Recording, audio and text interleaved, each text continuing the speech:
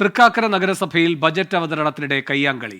ചട്ടപ്രകാരമല്ല budget തയ്യാറാക്കിയിരിക്കുന്നത് എന്നാരോപിച്ച് പ്രതിപക്ഷം ബജറ്റ് കോപ്പി കീറിയെറിഞ്ഞു. അശ്വിൻ പാലാഴി കൂടുതൽ വിവരങ്ങളുമായി ചേരുന്നു. അശ്വിൻ, എന്താണ് ഇത്ര വലിയ പ്രതിഷേധത്തിനിടയാക്കിയത്? കഴിഞ്ഞ ദിവസം തൃക്കാക്കര നഗരസഭയ്ക്ക് പുറമെ അതായത് കൊച്ചി കോർപ്പറേഷനിൽ ബജറ്റ് അവതരണം നടന്നിരുന്നു. അന്ന് വലിയ പ്രതിഷേധമാണ് ഉണ്ടായത്. അതായത് LDF തയ്യാറാക്കിയ ബജറ്റ് UDF പ്രതിപക്ഷങ്ങൾ കീറിയെറിയുകയും അവിടെ നിയമപരമായല്ല ബജറ്റ് അവതരണം നടന്നതെന്ന് ആരോപിക്കുകയും ചെയ്തു. അങ്ങനെ വലിയ സംഘർഷത്തിലേക്ക് കൊച്ചി കോർപ്പറേഷൻ പോയിരുന്നു. സമാനമായ അവസ്ഥയാണ് ഇവിടെ ഉണ്ടായിരിക്കുന്നത്. പ്രതിപക്ഷത്ത് UDF ആണെങ്കിൽ ഇവിടെ LDF ആണ് പ്രതിപക്ഷത്ത്. അതായത് അവിടെ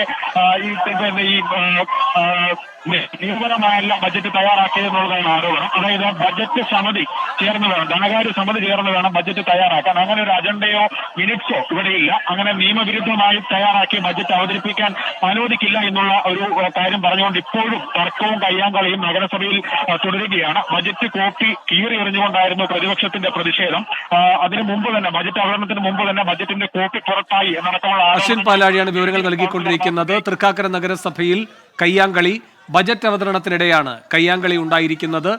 ചട്ടപ്രകാരമല്ല ബജറ്റ് തയ്യാറാക്കിയിരിക്കുന്നത് എന്നാരോപിച്ചാണ് പ്രതിപക്ഷം പ്രതിഷേധിച്ചത്. പ്രതിപക്ഷം ബജറ്റിന്റെ കോപ്പി കീറിയെറിയുകയും ചെയ്തു. കൊച്ചി കോർപ്പറേഷനിലുണ്ടായ സാഹചര്യത്തിന്റെ അതേ ആവർത്തനമാണ് തൃക്കാക്കര നഗരസഭയിലും കാണുന്നത്. കൊച്ചി കോർപ്പറേഷനിൽ UDF അംഗങ്ങളാണ് നാടകീയമായ നീക്കങ്ങൾ നടത്തിയതെങ്കിൽ തൃക്കാക്കരയിൽ LDF കൗൺസിലർമാരാണ് ഇപ്പോൾ കയ്യാങ്കളിക്ക് മുതിർന്നിരിക്കുന്നത്. അശ്വിൻ പാലാഴി തുടരുന്നുണ്ട്. അശ്വിൻ, ഇപ്പോഴും ഈ ബഹളം തുടരുകയാണോ അവിടെ?